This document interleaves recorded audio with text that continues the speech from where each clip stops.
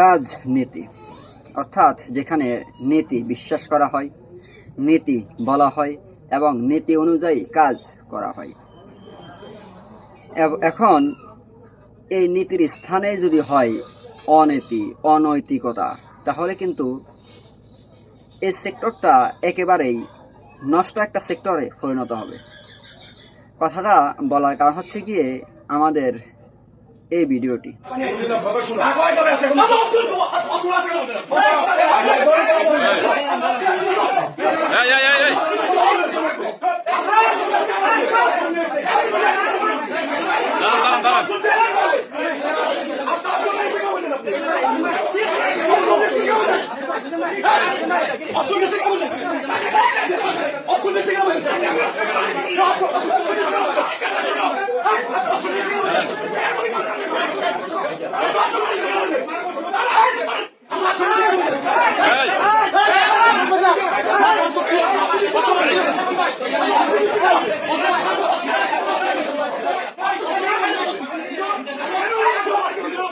যেখানে দেখা যাচ্ছে একটি বৃহত্তর দলের উচ্চপদস্থ নেতাদের সামনে আরেক উচ্চপদস্থ নেতারা এমনভাবে বিহেভিয়ার করতেছেন যেটা কখনোই নৈতিকতার সাথে যায় না।